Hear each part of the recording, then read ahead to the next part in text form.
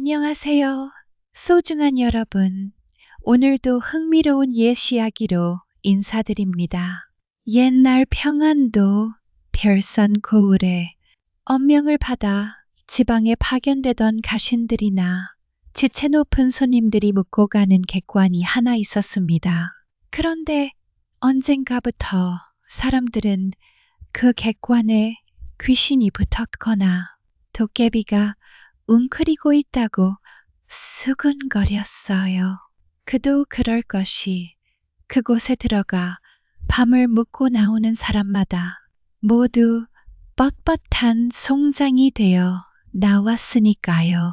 객관을 지은 지 1년도 채 되지 않았을 때 새로 부임한 별산 목사가 첫 손님으로 묵게 되었는데 저녁 때까지만 해도 호탕하게 웃으며 술을 마시던 그가 이튿날 아침에 이렇다 할 기척도 없이 송장으로 변해 있었습니다. 그리고 그 후로도 객관에 하룻밤을 머무는 손님들마다 모두 똑같은 변을 당했어요. 이렇게 너댓 번 송장을 치우고 난 다음부터는 대낮에도 도깨비나 귀신들이 득실거리는 집이라고 소문이 나기 시작했지요. 하여 아무도 객관에 얼씬거리지 않게 되었으며 심지어 소문이 어찌나 무섭게 퍼졌던지 울던 아이들도 객관으로 잡아간다 고울러대면 울음을 뚝 그칠 정도였답니다. 그러던 어느 날 명나라 황후의 생일을 축하하기 위해 임금의 아우인 경천군이 연경으로 행차하던 중 날이 저물어 별산에 하룻밤을 묵게 되었어요. 마중 나온 별산 목사는 경천군을 객관이 아닌 별실로 안내했지요. 그러자 경천군은 이를 몹시 불쾌하게 여기며 특명스럽게 별산 목사에게 물었습니다. 별산에도 엄연히 객관이 있을 터인데 어째서 이 좁은 별실로 인도를 하는 것인가? 참으로 해괴하기 짝이 없는 접대로고 별산 목사는 얼굴에 식은땀을 흘리며 더듬거렸습니다. 대군 마마, 소신이 어찌 감히 존귀하신 분을 불편하게 모셨사옵니까? 그것이 아니요. 실은 객관에 좋지 않은 소문이 바다하여 감히 그곳에 모실 수 없었사옵니다. 경천군은 미간을 찌푸리며 목사를 똑바로 쳐다봤습니다. 좋지 않은 소문이라니 그것이 대관절 무슨 소린가? 객관이 있다면 당연히 손님을 받아야 할 터인데 이를 돌려 세우는 까닭이 무엇인가? 나라의 녹을 먹는 관리가 겨우 좋지 않은 소문 몇 마디에 휘둘려 객관을 방치한다는 것이 믿을 수가 없군. 어찌된 영문인지 소상히 아뢰어 보아라. 목사는 한숨을 삼키며 말했습니다. 예, 객관이 있기는 하오나 오랫동안 사용하지 않고 있습니다. 아니, 정확히는 사용하지 못하고 있습니다. 우물쭈물하며 이도 저도 아닌 대답을 늘어놓는 목사의 태도에 경천군은 불쾌함을 감추지 못했어요. 못 쓰고 있다니 그 정도로 객관이 낡았다는 말인가? 어찌 관리를 했길래 일국의 객관이 이 지경이 되었단 말인가? 목사는 고개를 저으며 애원하듯 답했어요. 그러한 것이 아니옵니다. 대군 마마, 아뢰기 황송하오나 집은 새로 지었는데 난데없이 요괴가 들어 사람들을 해치고 있기 때문입니다. 그 요괴 때문에 고을 사람들이 공포에 떨고 있으니 감히 대군 마마를 그곳에 모실 수는 없어 일이 되었사옵니다. 무어라, 방금 요괴라 하였는가? 허, 해괴한 변괴가 다 있구나. 그래. 경천군은 코웃음을 쳤습니다. 번듯한 한 고을의 목사식이나 되어 아직도 그러한 허무 맹랑한 니신 따위나 믿고 있는 게가 대명천지에 어찌 그런 해괴한 일이 있을 수 있단 말인가. 도깨비 타령이나 할 때가 아님을 정녕 모르시는가. 그러자 목사는 거의 울상이 되었습니다. 대군마마, 소신이 어찌 감히 거짓을 아뢰겠사옵니까? 역대 목사들이 모두 그 변을 당하셨으니 부디 소신의 충언을 간과하지 마시어 제발 다시 한번 생각해 주시옵소서. 그러나 경천군의 표정은 단호했습니다. 참으로 어처구니 없는 소리가 아닐 수 없도다. 필시 그대들이 담이 자가 벌어진 일일 것임이 자명하구나. 어찌 일국의 객관을 겨우 사사로운 요괴 때문에 비워둘 수 있단 말인가. 내 오늘 밤 그곳에서 묵을 예정이니 지체 말고 그리로 안내하라. 내 직접 그 요괴의 정체를 밝혀 보이겠노라. 경천군의 단호한 말에 목사는 깜짝 놀라 답했지요. 예, 하오나 대군마마, 그건 도저히 아니 될 말씀이옵니다. 만에 하나라도 대군마마의 옥체에 병고라도 생기신다면 마마를 보필하지 못한 죄로 소신의 목이 10개라도 모자랄 것이옵니다. 라고 외쳤으나 경천군은 그의 말을 잘라버렸습니다. 입 다물라. 나의 결정이다. 어서 움직이지 않고 무엇을 하는가? 목사는 절망적인 표정으로 고개를 숙인 채 속으로 중얼거렸지요. 대명천지, 저런 무모한 분이 있나. 내일 아침이면 필시 나 또한 그 책임을 벗어날 수 없을 것이야. 허나 저 고집을 꺾을 수도 없는 노릇이고 결국 그는 한숨을 쉬며 아전들에게 명령했어요. 여봐라, 객관의 방을 쓸고 닦아 불을 지피고 대군 마마를 모시거라. 그리고 가장 좋은 술과 안주를 준비하라. 별산 목사는 부하들을 시켜 오래 비워두었던 방을 쓸고 닦고 불을 지피게 하고는 행차를 옮겨 객관으로 모셨습니다. 객관에 도착하자 경천군은 주위를 휘둘러보며 감탄했습니다. 어허, 이것을 좀 보게나. 이리도 번듯하게 좋은 객관을 두고도 세간의 헛된 말에 현혹되어 쓰지 않다니 참으로 안타까운 일이구먼. 나라를 돌보시는 주상께서 이 사실을 아시면 어찌나 심려가 크실지. 경천군이 안타까워하며 말하자 그 말에 목사는 아무런 대꾸도 하지 않았습니다. 하지만 속으로는 과연 아침에도 그 말이 나올지 두고 볼 일이지. 기껏 오늘 밤에 세상을 하직하려고 신하들 앞에서 잘난 척을 하려다 공연히 화를 자초하시는군 하고 생각하며 비웃고 있었습니다. 그뿐만이 아니었어요. 수라상을 차려들고 들어가는 고을 아전들 또한 경천군을 한심스럽게 여겼습니다. 아전 하나가 중얼거렸어요. 아이고, 저 대군 마마께서 기어이 객기를 부리시는구먼. 이러다 내일 날이 밝으면 대체 어찌 될는지. 다른 아전이 고개를 저었습니다. 딱 불쌍한 목숨이지요. 아직 이 고을의 사정에 밝지 않으셔서 저리 무모한 결단을 내리신 듯 하지만 아무리 그 담력이 좋기로 이름난 대군 마마라 하셔도 저 객관만큼은 정말이지 반드시 피해야 할 곳이 아니겠습니까요?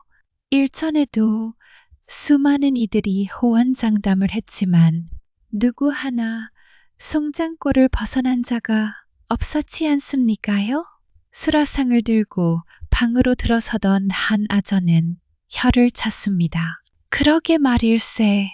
어찌 저리도 무모하신가. 코울 사람들은 절대 그놈의 객관은 근처에도 안 가는데 말이야. 지금이야 명이 떨어졌으니 이리 술상을 차려 들어가지만 이 밤이 지나면 송장을 들고 나와야 할 판이니 끔찍스럽구먼. 옆에 있던 아전이 씁쓸하게 답했어요. 자네들 입 조심하게. 듣는 귀가 있을지 모르지 않는가. 어차피 우리 같은 말단이 어찌할 수 없는 일이니 입초상 떨지 말고 그냥 시키는 대로만 하시게 나들. 이윽고 밤이 깊어져 모두 돌아가자 경천군은 홀로 등불과 벗하며 위엄을 갖추고 앉아 있었습니다. 그는 요괴가 나타난다는 소리를 듣고도 큰 소리를 치며 객관으로 옮겨오기는 했지만 막상 홀로 객관에 앉아 있다 보니 마음속 한편으로는 불안감이 스멀스멀 피어올랐어요. 과연 요괴란 것이 실제하는 것인지부터 설마 하니 자신이 조선의 국왕 아우의 신분을 갖춘 왕족이거늘 일개 잡스러운 귀신 따위가 자신을 해할 수는 없을 것이라 여겼지요.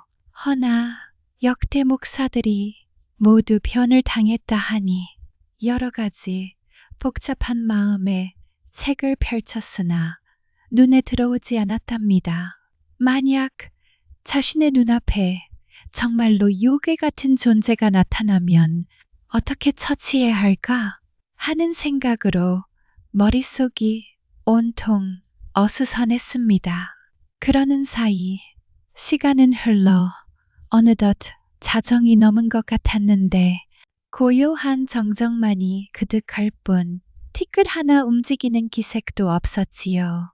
그런데 그 순간 경천군이 책장을 넘기려 할 때 갑자기 쏴 하는 소리와 함께 창문이 덜컹거리는 것이었어요. 올 것이 왔구나. 거기 무엇이냐. 너의 정체를 드러내라. 경천군은 벌떡 일어나며 외쳤지만 목소리에는 미세한 떨림이 서려 있었습니다. 그의 고함을 억누르기라도 하는 듯 세찬 바람이 불어왔고 등불이 당장이라도 꺼질 것처럼 심하게 흔들리기 시작했지요. 경천군은 정신을 가다듬으며 두 눈을 똑바로 떴습니다.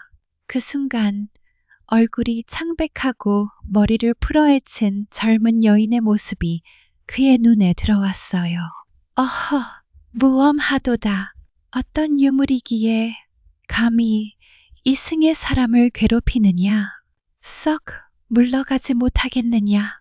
경천군은 겉으로는 이렇게 호령했지만 속으로는 크게 당황하지 않을 수 없었지요.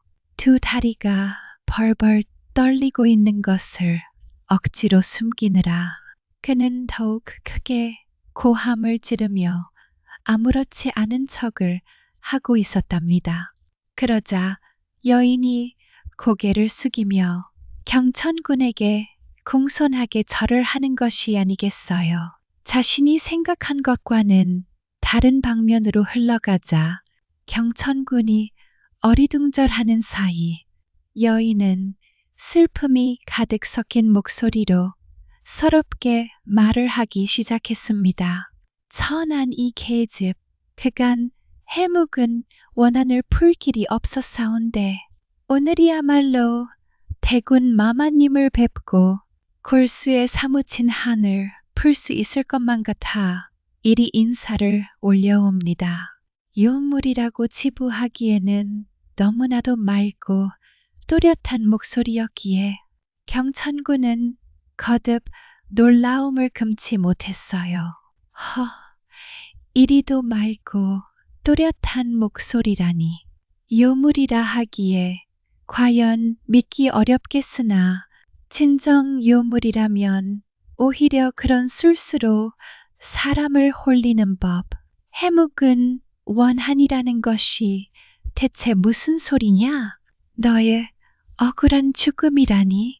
전에도 객관을 찾은 수많은 관리들이 너의 모습에 혼절했으며 또한 송장 신세를 면치 못하였다 들었으니 내년이 어찌 그들을 해친 것이 아니라 할 수가 있겠는가. 경천군의 외침에 여인이 억울하다는 듯 답했지요. 아니옵니다. 소녀는 결코 나으리들을 해칠 심산이 아니었사옵니다. 소녀가 억울한 죽음을 당했기에 존엄한 행차가 지나가실 때마다 그저 하소연을 하고자 방 안에 모습을 드러낸 것뿐이었나이다. 허나 이승을 떠난 존재인 마당이라 어쩔 수 없는 저의 해괴한 행색 때문에 다들 황망히 놀란 마음을 금하지 못하시고 결국 기절한 채 다시 일어나시지 못한 까닭이었사옵니다. 하여 소녀의 원한을 풀 수가 없었던 것이옵니다. 저의 모습을 보고 놀라 그리 되었을 뿐 해치려는 마음은 추호도 없었사옵니다. 절절히 하소연하는 여인의 모습을 내려다보던 경천군은 턱을 쓸어 만지며 그녀의 이야기에 귀를 기울였습니다. 하온데 대군 마마님께서는 놀라는 기색도 없이 이리도 침착하게 저를 끝까지 지켜보고 계시니 이 어찌 하늘이 소녀를 돕기 위해 보낸 위인이 아니라 할 수가 있겠는지요. 담대하신 담력을 가지신 마마를 아련하게 되니 소녀 참으로 감개무량한 마음을 금할 수가 없사옵니다. 그 말을 들으니 경천군은 요괴의 정체가 무엇인지 짐작이 갔기에 비로소 안심하며 은은한 미소를 지을 수 있었습니다. 가만히 들어보니 너는 요물 같은 것이 아니라 한 맺힌 원이로구나. 그렇다면 해치려 하는 것이 아니라 오히려 도움을 청하는 것이 아니겠는가. 그래, 너의 원한이란 것이 무엇이냐? 객관에 들러 이리 너와 마주보게 된 것 또한 인연이겠으니 내 친히 너의 한을 풀어줄 방도를 찾아보겠노라.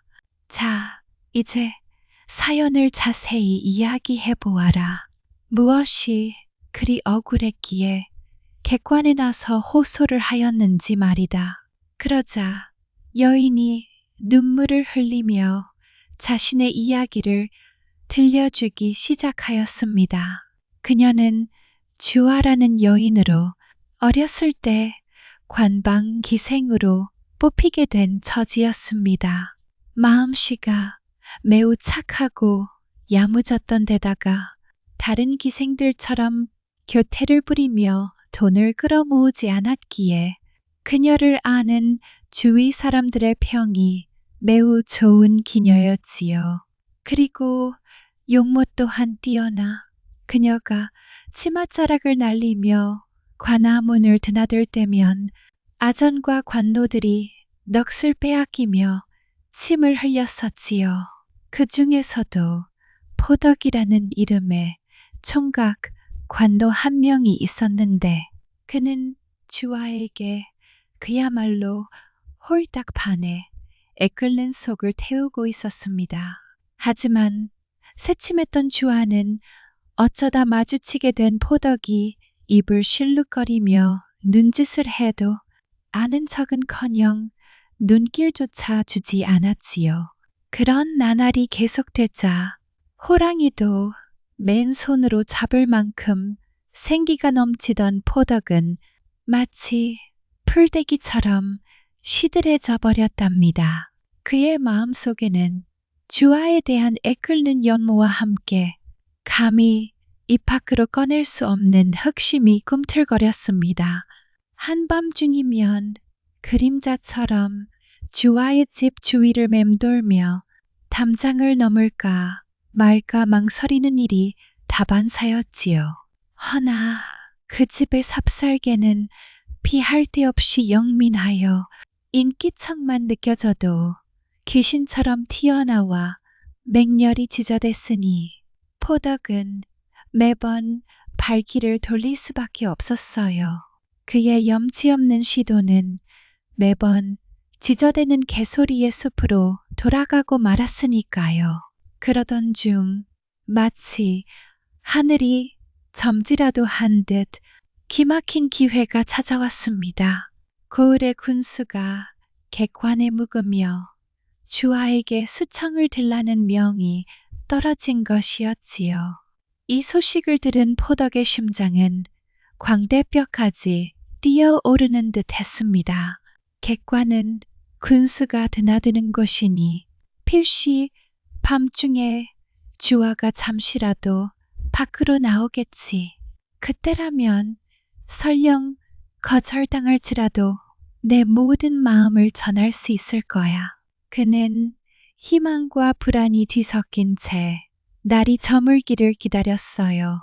마침내 인적이 끊어질 무렵 그는 객관마당 한 구석에 숨겨진 복숭아 나무 아래 몸을 웅크리고 앉아 애타게 밤이 깊어지기를 그리고 방문이 열리는 소리가 나기를 기다렸습니다.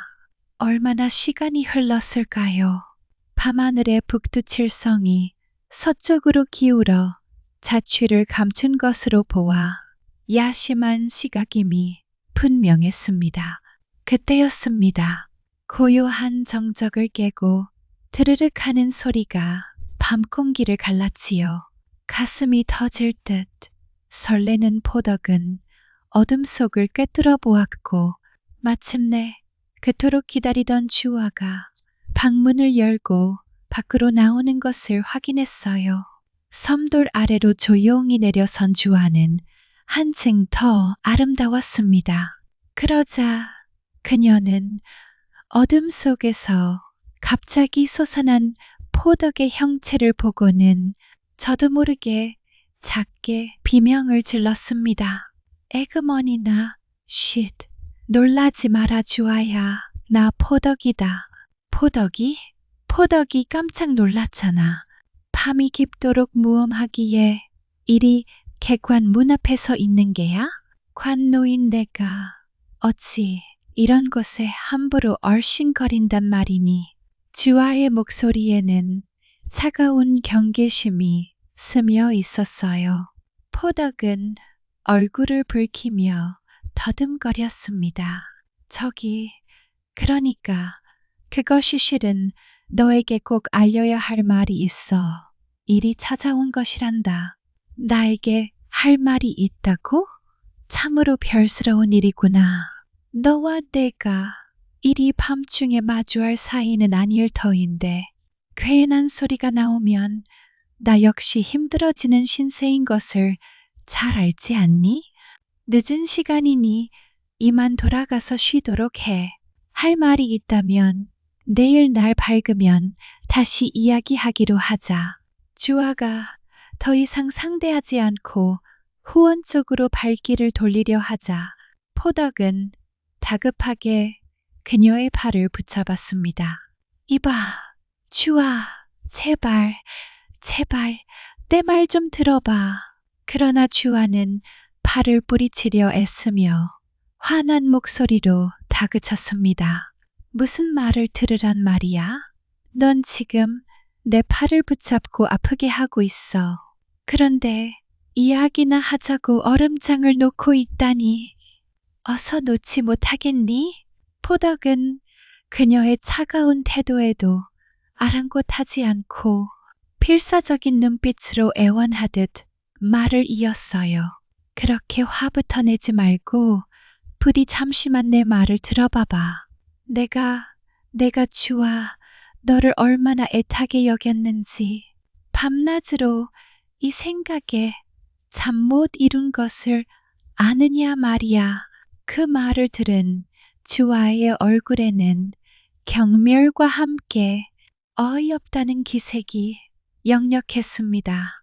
게다가 관방 기녀인 자신이 이렇듯 고을 수령의 수청을 들다 말고 자리에서 빠져나와 관노인 사내와 말을 섞고 있음을 알게 되면 매우 큰 벌을 치르기에 딱 좋은 것이었습니다.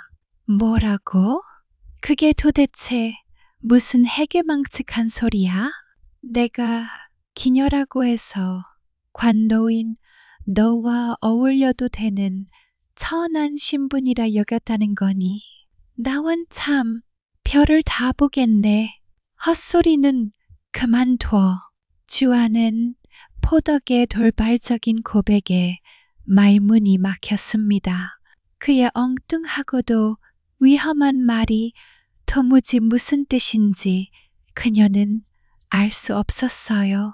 주아가 더 이상 이 위험한 대화를 이어갈 수 없다 판단하고 몸을 돌려 걸어가려 하자 포덕은 순간 이성을 잃어버렸지요. 거침없이 그녀의 옷소매를 잡아당기며 거칠게 손목을 그어쥐었습니다. 아니, 이게 무슨 짓이야? 왜 이래? 이 손 놓지 못하겠어. 공포와 분노가 뒤섞인 채 뿌리치려는 주아의 몸부림에도 불구하고 포덕은 쇠사슬처럼 그녀의 손목을 움켜쥐고 더욱 힘을 주었습니다. 그리고는 다른 손으로는 그녀의 허리를 대담하게 슬쩍 감는 것이었어요. 그 순간 주아는 비로소 이 야심한 밤 외진 객관에서 포덕이 품은 끔찍한 속셈을 온몸으로 깨달았습니다. 온몸에 피가 차갑게 식는 듯 했지요. 감히 여기가 어디라고 이리 짐승처럼 행패를 부리는 거야. 어서 이 손 놓지 못하겠어. 내가 당장 안에 들어가 군수 나으리께 너의 이 무도한 행위를 고해야 정신을 차리겠니? 밤하늘을 찢을 듯한 주아의 호통 소리에 포덕은 순간 당황했으나 이내 더욱 악독한 표정으로 변했습니다. 그는 순식간에 주아의 입을 거친 손으로 틀어막고는 그녀를 후원 깊숙한 곳의 연못가 풀숲으로 무자비하게 끌고 갔어요. 스산한 그림자가 드리워진 듯한 그곳에서 자신이 위협받고 있음을 깨달은 주아는 뒤늦게 터져나오는 공포에 질려 비명을 질렀습니다. 사람 살려주세요. 죽을 힘을 다해 몸부림치며 저항하는 주아의 입을 당황한 포덕이 더욱 사납게 틀어 막았습니다. 이대로 누군가에게 들키기라도 했다간 자신은 죽은 목숨이었으니 눈이 뒤집힌 채로 주아가 소리를 지르지 못하도록 양손을 사용하여 억눌렀지요. 조용히 해. 얌전히 있으면 아무 일 없을 게야. 조용히 하란 말이다. 그렇게 격렬한 실랑이가 한참을 이어졌고 주아는 의식이 멀어져가는 눈동자로 자신의 입과 코를 틀어막은 포덕의 손을 애써 쳐냈지만 포덕은 손을 풀어주지 않았습니다. 결국 한참 뒤 믿을 수 없는 일이 벌어지고야 말았지요. 필사적으로 몸부림치던 주아의 팔다리가 마치 생명이 다한 인형처럼 어느 순간 갑자기 축 늘어지는 것이었어요. 포덕은 순간 온몸에 소름이 돋는 것을 느끼며 경악에 찬 나머지 그녀의 몸에서 뒷걸음질 쳤습니다. 그는 떨리는 손으로 주아의 가슴에 귀를 대어 보았으나 아무런 숨소리도 들리지 않았고 오직 싸늘한 기운만이 전해져 왔어요. 주아야? 포덕이 떨리는 목소리로 그녀의 이름을 몇 번이고 불러보았지만 어둠 속에서는 아무런 대답도 인기척도 들려오지 않았습니다. 이럴 수가. 정말로 숨을 다했단 말이야? 이렇게 갑작스럽게 큰일이다. 대체 이 일을 어쩌면 좋단 말인가.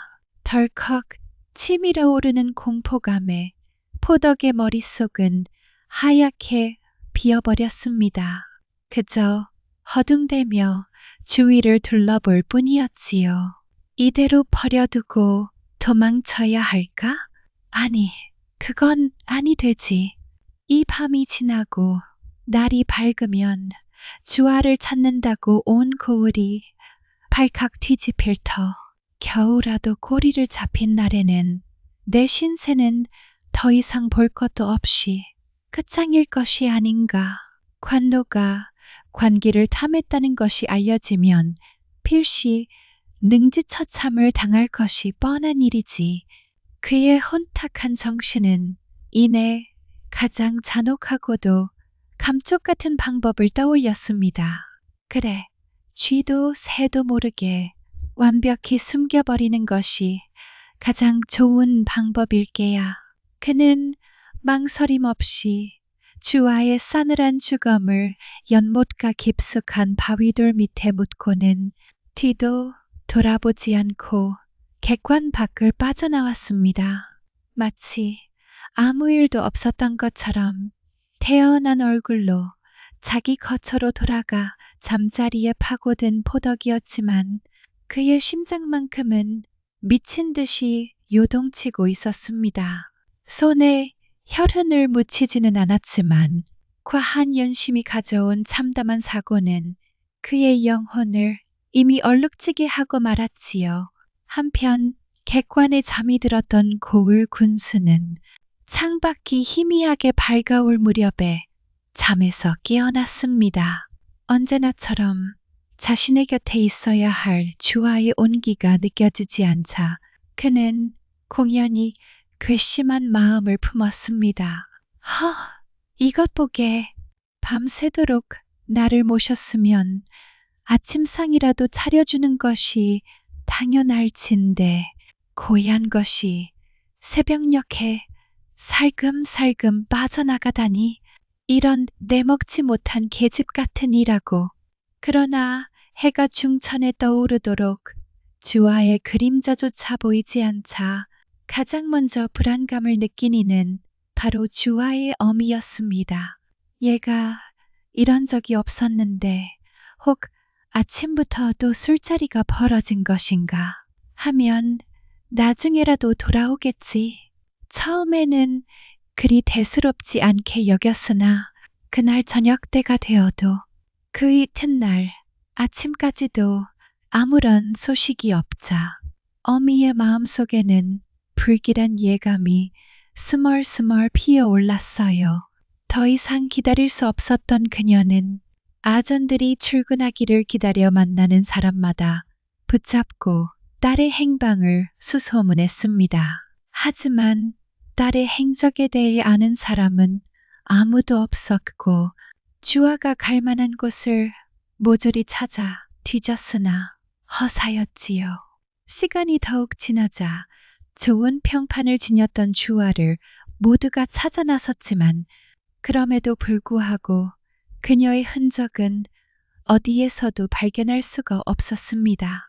나중에는 모두가 결국 천한 기녀가 그렇지 라는 말을 하며 어디론가 멀리 도망쳐버렸을 것이라 추측하고는 수색조차 중단해버리고 말았지요.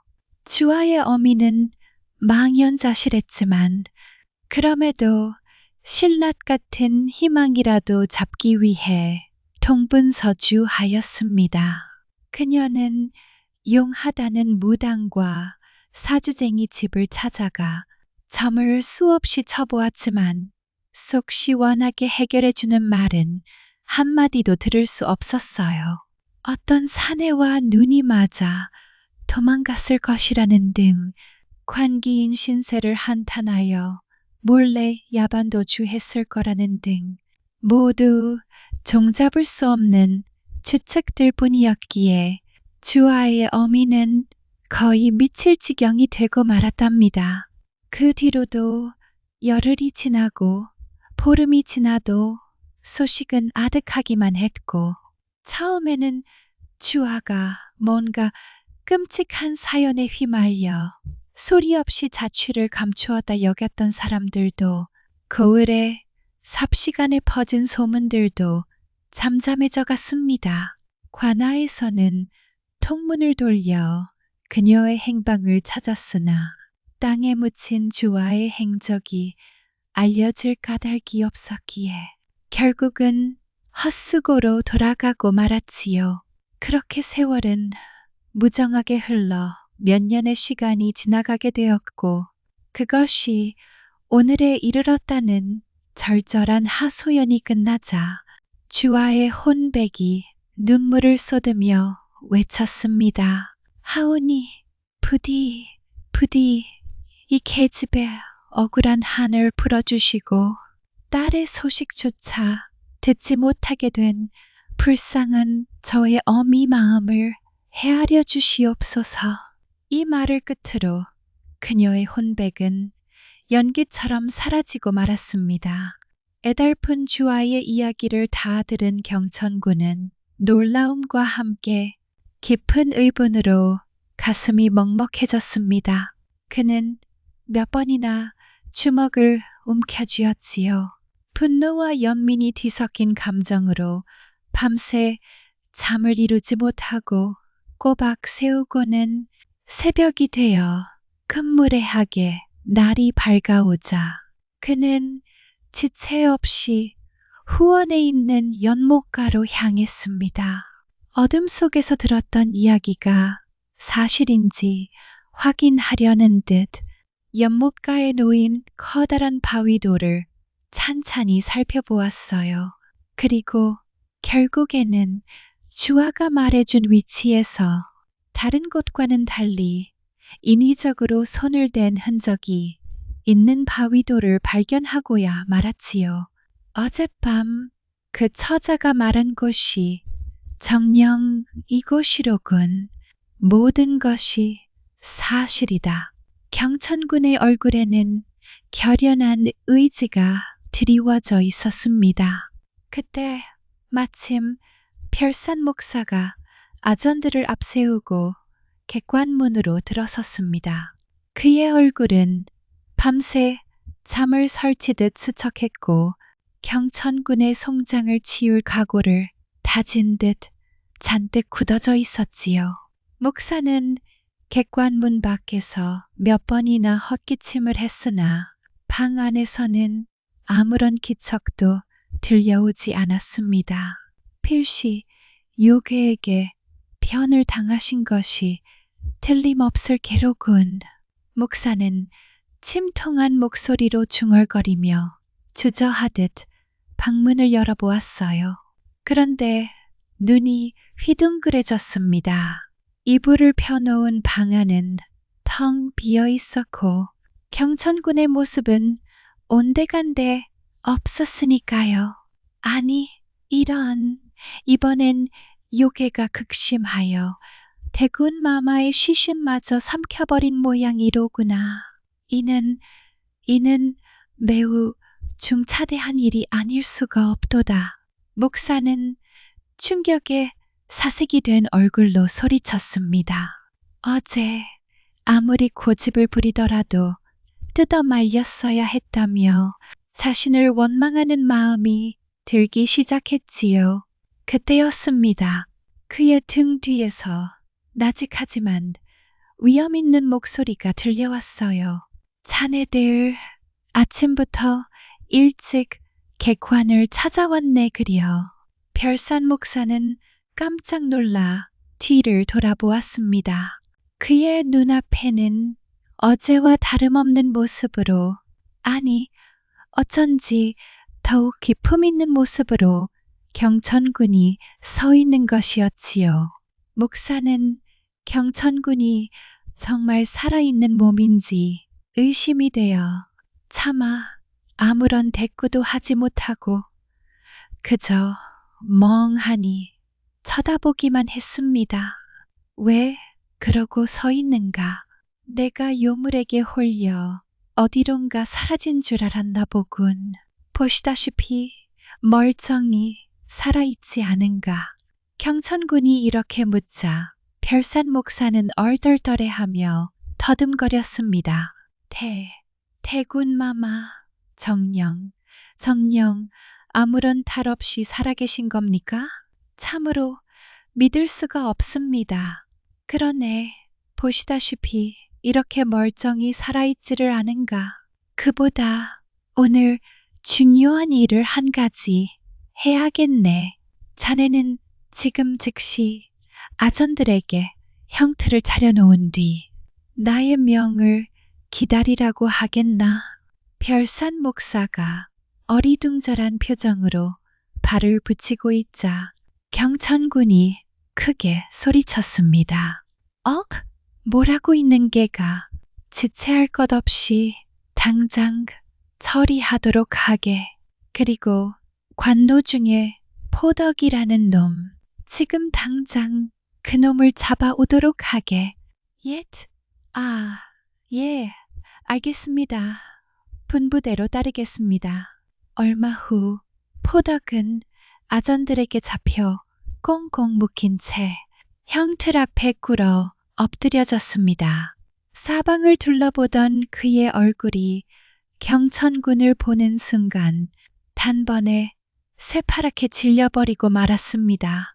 천한 신분으로 주상 전하의 아우인 왕제를 알아볼 리 만무했으나 그 특유의 분위기와 또한 주변 높은 관료들이 쩔쩔매며 그를 보필하는 모습을 보니 필히 무슨 일이 벌어졌다는 것만은 짐작할 수 있었으니까요.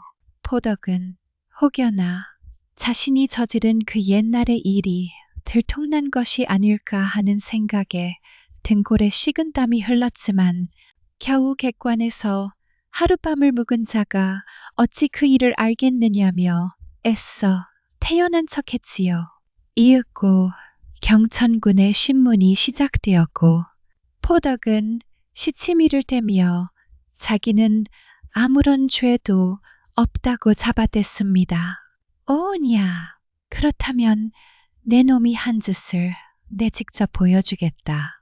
만약 너의 말이 참이고 내 말이 거짓이라면 저곳에 그 주아라는 여인의 주검이 나올 리가 없지.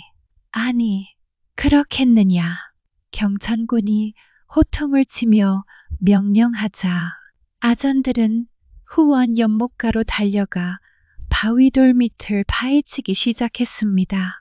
잠시 후 흙과 돌을 걷어내자 여지없이 그 아래에서 주아의 주검이 드러나게 되었지요. 헌데 기이하게도 그녀의 주검은 몇 년의 세월이 흘렀음에도 불구하고 조금도 썩지 않은 말짱한 모습 그대로를 유지하고 있었습니다. 그 광경을 본 포덕의 눈은 공포에 질려 산송장처럼 변했습니다. 그것을 본 경천군 역시 낮게 신음을 흘리고 말았지요. 가슴에 맺힌 그 한이 얼마나 깊고도 사무쳤으면 아직도 흙으로 돌아가지 못하고 저리 원형을 유지하고 있다는 말이야. 네, 이놈, 저 모습을 보고도 그 혀로 거짓을 꾸밀 작정인가. 그제야 포덕은 벌벌 떨며 숨겨왔던 죄가 만천하에 드러났음을 깨달았지요. 그는 흐느껴 울면서 말했습니다. 죽을 죄를 지었습니다. 죽을 죄를 지었사옵니다. 한 번만 살려주십시오. 그는 얼굴을 땅바닥에 받고 살려달라 빌었지만 그의 죄는 이미 하늘에 닿아 있었습니다. 여봐라, 저 파렴치한 놈을 당장 옥에 가두고 그 죄값을 엄중히 치르도록 하여라. 경천군의 준엄한 명에 따라 포덕은 즉시 끌려갔고 이후 국법에 따라 엄한 처벌을 받게 되었습니다. 경천군은 별산 목사에게 명하여 주와의 주검을 정성껏 수습하고 성대한 장사를 치르게 하였지요. 그리고 주와의 어미에게도 사연을 전하고 딸이 억울한 원이 되어 구천을 떠돌지 않게끔 가진 정성을 쏟아 지원해 주었습니다. 그 뒤로 객관에서 도깨비나 요괴들이 으스스하게 나타난다는 소문은 말끔히 사라지게 되었지요. 밤마다 객관을 찾아오던 손님들을 송장으로 만들던 비극적인 사건도 이상 일어나지 않았으며 객관과 고을에는 다시금 평화가 찾아오게 되었습니다. 고을 사람들은 담대한 담력으로 사건을 해결한 경천군을 기려 후세까지도 그의 업적을 칭송하였다는 소문이 전해지고 있사옵니다. 재미있으셨다면 좋아요와 구독 부탁드립니다. 다음 이야기에서 또 뵙겠습니다. 행복하세요.